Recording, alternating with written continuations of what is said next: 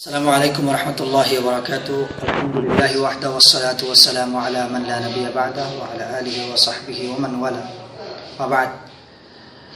সুপ্রিয় দর্শক শ্রোতা, আজকের এই ভিডিও আমি সবার কাছে একটি মেসেজ হিসেবে বলতে চাচ্ছি রাসূল পাক সাল্লাল্লাহু আলাইহি ওয়াসাল্লামের আব্বা আম্মাকে নিয়ে। রাসূল পাক সাল্লাল্লাহু আলাইহি ওয়াসাল্লামের আব্বা আম্মা জান্নাতি না জাহান্নামী, ওনারা কি জাহান্নামে আছেন না জান্নাতে আছেন, সে সম্পর্কে আপনাদেরকে আমি একটি স্বল্প দলিল ভিত্তিক আলোচনা করব। আল্লাহ তাআলা আমাকে আলোচনা করার তৌফিক দিক, মা তৌফিক ইল্লা বিল্লাহ। প্রিয় হাজিরিন, যে কথাটি হচ্ছে যে রাসূল পাক সাল্লাল্লাহু আলাইহি ওয়াসাল্লাম আব্বা আম্মা জান্নাতি না জাহান্নামী, এই একটা কিতাব আমার কাছে আছে, সেটা হচ্ছে হাশিয়াতুল ইমাম আল বাইজুরি আলা জাওহারাত তাওহীদ মুসাম্মা তুহফাতুল মুরিদি আলা জাওহারাত তাওহীদ।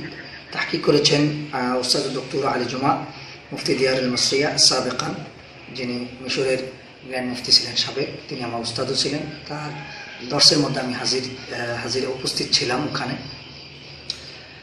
তো রাসূল পাক সাল্লাল্লাহু আলাইহি ওয়াসাল্লাম আব্বা আম্মা জান্নাতি না জাহান্নামী, এই কথায় আমি একটা বলবো যে আগে আমরা জেনে নেই যে রাসূল পাক সাল্লাল্লাহু আলাইহি ওয়াসাল্লামের আগে, অর্থাৎ ঈসা আলাইহিস সালাম, উনি আল্লাহ তাআলা ওনাকে আসমানে উঠানোর পর যে সময়টা রাসূল পাক সাল্লাল্লাহু আলাইহি ওয়াসাল্লাম আসা পর্যন্ত যে সময়টা বাকি ছিল, সেই সময়টাকে কি বলে আরবি ভাষায়, সেই সময়টাকে বলা হয় আহলুল ফাতরা। এই সময় বলা হয় ফাতরা, এবং ওই সময় যারা ছিলেন তাদেরকে বলা হয় আহলুল ফাতরা।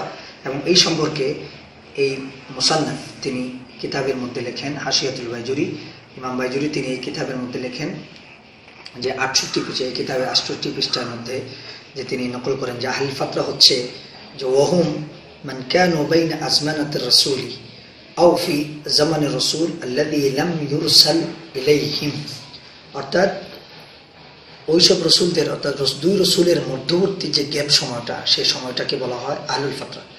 আহলে ফাতরা তারাই যাদের মধ্যে এক নবী চলে যাওয়ার পরে আরেক নবী আসা পর্যন্ত, অথবা এক রসুল যাওয়ার পরে আরেক রসুল আসা পর্যন্ত যে গ্যাপ সময়টা, সেই সময়টাকে বলা হয় আহলুল ফাতরা। এবং আহলুল ফাতরার মধ্যে আল্লাহ তাআলা কোরআনুল কারীমের এই সম্পর্কে, কোরআন কারীমের মধ্যে একটি আয়াত আছে, সূরাতুল ইসরা 15 নম্বরতম আয়াত। আল্লাহ তাআলা সুবহানাহু ওয়া তাআলা বলেন, আউযু বিল্লাহি মিনাশ শাইতানির রাজীম, বিসমিল্লাহির রহমানির রহিম, ওয়া মা কুন্না মুআযযিবিনা হাত্তা নাবআসা রাসূলা। আমি ততক্ষণ পর্যন্ত না শাস্তি দেব না ওইসব ব্যক্তিদেরকে যাদের কাছে আমি কোনো রসুল প্রেরণ করি নাই। ওয়া মা কুন্না মুআযযিবিনা হাত্তা নাবআসা রাসূলা, আমি যতক্ষণ না রসুল না প্রেরণ করব ততক্ষণ পর্যন্ত আমি তাদেরকে শাস্তি দেব না। এই আয়াতের দ্বারা যারা বলে থাকেন রাসূল পাক সাল্লাল্লাহু আলাইহি ওয়াসাল্লামের আব্বা আম্মা জাহান্নামী, ওইসব হাদিস দ্বারা, যেমন একরামুজ্জামান, শেখ একরামুজ্জামান, তিনি আহলে হাদিসের শেখ, তিনি একটা হাদিস পেশ করেছিলেন মুসলিম শরীফের কিতাবুল জানায়েজের থেকে, যে তিনি বলেছেন যে রাসূল পাক সাল্লাল্লাহু আলাইহি ওয়াসাল্লামের কাছে সাহাবায়ে কেরাম প্রশ্ন করলেন, ইয়া রাসূলুল্লাহ, ইয়া হাবিবাল্লাহ, আমাদের আব্বা আম্মাদের কি অবস্থা যারা জাহিলির যুগে ইন্তেকাল, অর্থাৎ তারা তো আপনি আসার আগে ইন্তেকালই করেছেন। আল্লাহ রাসূল বললেন তারা হচ্ছেন ফিন্নার, তারা জাহান্নামের মধ্যে। আমি বলবো, এবং এই কিতাবওয়ালাই বলতেছেন, মুসান্নিফে বলছেন যে এই হাদিসগুলো হচ্ছে আহাদ, এবং হাদিসে আহাদের সাথে দলিল কাতঈর সাথে কখনো তাআরুদ হয় না, কখনো সামঞ্জস্য এবং দ্বন্দ্ব থাকে না। এবং দলিলে কাতঈ কোনটি? দলিলে কাতঈ হচ্ছে সূরাতুল ইসরা 15 নম্বরতম আয়াত, যে আয়াতটি আমি পূর্বে উল্লেখ করেছি। সে আয়াতটি হচ্ছে ওয়া মা কুন্না মুআযযিবিনা হাত্তা নাবআসা রাসূলা, আমি ততক্ষণ পর্যন্ত না শাস্তি দেব না যতক্ষণ না আমি যাদের কাছে রসুল প্রেরণ না করব। প্রিয় হাজিরিন, এবং রাসূল পাক সাল্লাল্লাহু আলাইহি ওয়াসাল্লাম, তাহলে আমরা বুঝতে পারলাম রাসূল পাক সাল্লাল্লাহু আলাইহি ওয়াসাল্লামের আব্বা আম্মাও রাসূল পাক সাল্লাল্লাহু আলাইহি ওয়াসাল্লামের আসার আগেই ওনারা কি করেছেন? ইন্তেকাল করেছেন, এবং ওনারা জান্নাতি, এতে কোনো সন্দেহ নাই। এবং এই কিতাবের মুসান্নিফ তিনিও বলেছেন, ইদা আলিমতু আন্না আহলুল ফাতরাতি নাজুনা আলা রাজি, এবং এটা আলা রাজি সর্বসম্মতিক্রম এবং প্রাধান্য পেয়েছে। রাসূল পাক সাল্লাল্লাহু আলাইহি ওয়াসাল্লামের আব্বা আম্মাগণ ওনারা সবাই কি আহলুল ফাতরার অন্তর্ভুক্ত, এবং সবাই হচ্ছেন, তারা দুজনেই হচ্ছেন জান্নাতি। শুধু তাদের মধ্যে তারা কোনো কুফরের মধ্যে ঢুকবেন না, এবং তাদেরকে প্রবেশ করানো হবে না, এবং তাদের মধ্যে কোনো আইবও থাকবে না, দোষও থাকবে না, এবং তাদের মধ্যে কোনো জাহিলিয়ার কোনো আসরও থাকবে না। এই জন্য রাসূল সাল্লাল্লাহু আলাইহি ওয়াসাল্লাম বলেন যে আমি, অর্থাৎ ঔরসগতভাবে আমি ঔরসত্ব, যে পবিত্র ঔরস থেকে আমি আল্লাহ তাআলা আমাকে জন্মগ্রহণ করেছেন, এবং আরহামেজ জাকিয়াত, এবং যে গর্ভস্থটা ছিল রাসূল পাক আমেনা রাদিয়াল্লাহু তাআলা আনহা, ওনার যে মায়ের গর্ভটা ছিল সেই গর্ভটাও পবিত্র ছিল। আল্লাহ তাআলার আমেনা রাদিয়াল্লাহু তাআলা আনহার মাধ্যমেই দুনিয়াতে ওনাকে প্রেরণ করেছেন। এখন আহলে হাদিসের শাইখরা ওনারা বলে থাকেন আকীদার ক্ষেত্রে, এটা আহলে সুন্নাত ওয়াল জামাতের আকীদা, রাসূল পাক সাল্লাল্লাহু আলাইহি ওয়াসাল্লামের আব্বা এবং আম্মা দুজনেই জান্নাতি, এতে কোনো সন্দেহ নাই।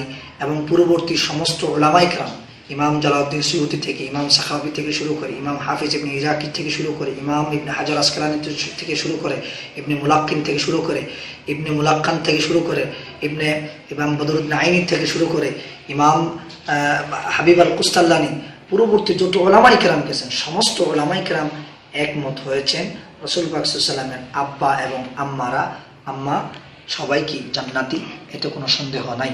প্রিয় হাজিরিন, এখানে কিতাবওয়ালা আরেকটি বলেন যে উনি একটা কথা দলিল হিসেবে উল্লেখ করেন, এবং যারা বলে, এবং কি বাংলাদেশে নয় পুরা বিশ্বে একটা কিতাব, তারা এই মানে দুষ্কৃতীরা, যাদেরকে আমি বলবো, যারা কিতাবের নামে, বইয়ের নামে তারা বিভিন্ন কিতাবের মেইন এবারতগুলো, আসল কিতাবের এবারতগুলো চুরি করে তাদের মন গড়া মতো এবারত তারা ঢুকিয়ে ফেলেছে।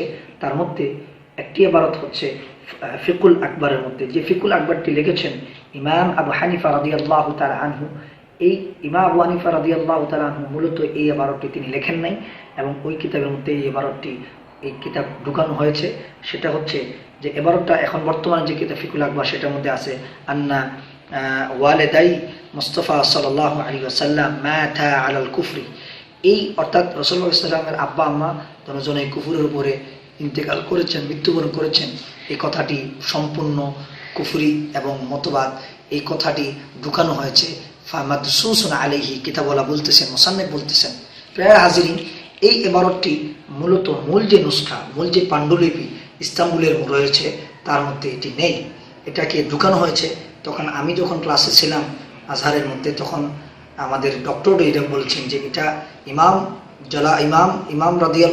আবু হানিফা রাদিয়াল্লাহু তাআলা আনহুর উপরে এবং ইমাম মুল্লা আলী কারি রাদিয়াল্লাহু তাআলা আনহুর উপরে, ওনাদের উপরে তহমত দেওয়া হয়েছে। এবং কিতাবওয়ালাও অনেকে বলেছেন যে উনি যেহেতু তাহকিক না করে মুল্লা আলী কারি উনি ওটাকে হাসিয়া করেছেন, এই জন্য উনিও ওনাকে গাফারাল্লাহু লাহ, ওনার জন্য উনি ক্ষমা চেয়েছেন আল্লাহর কাছে। এই জন্য এবার আসুন যে সহিহ হাদিস সম্পর্কে অনেক সহিহ হাদিস রয়েছে। রাসূল পাক সাল্লাল্লাহু আলাইহি ওয়াসাল্লাম আল্লাহ তাআলার কাছে চেয়েছেন যে ইয়া আল্লাহ সুবহানাহু ওয়া তাআলা, আল্লাহ আপনি আমার আব্বা আম্মাকে জীবিত করেন, এবং আল্লাহ তাআলা ওনার মানে চাওয়ার প্রেক্ষিতে ওনার আব্বা আম্মাকে, আল্লাহ তাআলা রাসূল পাক সাল্লাল্লাহু আলাইহি ওয়াসাল্লামের আব্বা আম্মাকে জীবিত করেছেন। জীবিত করার পর উনি তাদেরকে ঈমান পড়াইছেন, ঈমান করানোর পর আবার ওনাদেরকে দুনিয়া থেকে আল্লাহ তাআলা নিয়ে গেছেন। এটা সহিহ হাদিস দ্বারা প্রমাণিত। প্রিয় হাজিরিন, অসংখ্য হাদিস আছে যে রাসূল পাক সাল্লাল্লাহু আলাইহি ওয়াসাল্লামের আব্বা আম্মা জান্নাতি। এবং কি হাদিস আমি বাদ দিলাম, হাদিস বাদ দেওয়ার পরও যে আয়াতটি আমি বলেছি, এই আয়াতের তাফসীর আপনারা খুঁজে দেখবেন, এই আয়াতের অর্থ আপনারা ভালো করে অনুধাবন করবেন। আল্লাহ তাআলা এই আয়াতের অর্থের মধ্যে কি বলেছেন। শুধু তাই নয়, অন্য এক আয়াতের মধ্যে এইভাবে বলা হয়েছে যারা ইস্তিগফার পাঠ করে। একবার হযরত হাসান বসরি রাদিয়াল্লাহু তাআলা আনহু তিনি বলেন যে উনি তোমার মুরিদদের সামনে বলতেছেন যারা ইস্তিগফার পাঠ করে আল্লাহ তাদেরকে কিভাবে শাস্তি দিতে পারে। তখন ওনার এক মুরিদ ওনাকে প্রশ্ন করলো, হুজুর এটা কিভাবে সম্ভব? তখন উনি বললেন, তাইলে তুমি কি আল্লাহর কথাকে তুমি কি অবিশ্বাস করতে পারো? আল্লাহ তাআলা কোরআন শরীফে বলেন ওমা কুন্না মুআযিবাহুম ওয়া হুম মুস্তাগফিরুন, যে আমি তাদেরকে শাস্তি দেব না যারা কি করে, ওয়া হুম মুস্তাগফিরুন, যারা কি করে এই ইস্তিগফার পাঠ করে। যারা ইস্তিগফার পাঠ করে আমি তাদেরকে কিভাবে শাস্তি দিতে পারি, আমি তাদেরকে কিভাবে শাস্তি দিতে পারি। এই যদি একজন ইস্তিগফার ব্যক্তির জন্য যদি হতে পারে, তাহলে তাদের ক্ষেত্রে ওইসব ব্যক্তিদের ক্ষেত্রে যাদের ক্ষেত্রে রাসূল পাক সাল্লাল্লাহু আলাইহি ওয়াসাল্লাম, অর্থাৎ তাদের ক্ষেত্রে আল্লাহ তাআলা কোনো রসুল প্রেরণ করেন নাই। এবং রসুল প্রেরণ করেন নাই কোন সময়? যেই সময়টা এক রসুল চলে যাওয়ার পরে আরেক রসুল আসা পর্যন্ত, অর্থাৎ এই যে গ্যাপ সময়টা, যে বাকি যে সময়টা ছিল, ওখানে একটা গ্যাপ সময় ছিল। ওই সময়ের ভিতরে যারা দুনিয়ার থেকে চলে গেছেন তাদের কাছে কোনো রসুল পাঠানো হয় নাই, তাদের কাছে সুসংবাদদাতা পাঠানো হয় নাই, আল্লাহর শরীয়ত তাদের কাছে কোনো প্রেরণ করা হয় নাই। তাদেরকে আল্লাহ বলেছেন ওমা কুন্না মুআযিবিনা হাত্তা নাবআসা রাসূলা, আমি তাদেরকে শাস্তি দিব না যাদের কাছে আমি কি করি নাই, রসুল প্রেরণ করি নাই। সুপ্রিয় দর্শক শ্রোতা, তাইলে আমরা বুঝতে পেরেছি রাসূল পাক সাল্লাল্লাহু আলাইহি ওয়াসাল্লামের আব্বা আম্মা উভয়জনেই জান্নাতি।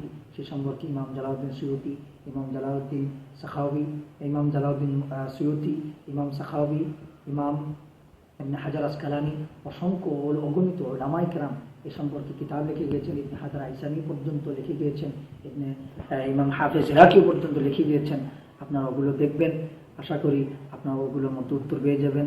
এজন্য আল্লাহ তাআলা যেন আমাদেরকে বদ আকীদা এবং এই বর্তমানে বাংলাদেশে নয় পুরা বিশ্বের মধ্যে ইসলামের যে মূল্যবোধ, ইসলামের যে সঠিক যে আকীদা, আহলে সুন্নাত ওয়াল জামাতের যে আকীদা, আশায়রা এবং মাতুরিদিয়ার যে আসল আকীদা যেটা, সেই আকীদাকে দুর্বৃত্ত করার জন্য কিছু সংখ্যক ওলামায়ে কেরাম, বদ আকীদার ওলামায়ে কেরাম তারা উঠে পড়ে লেগেছে।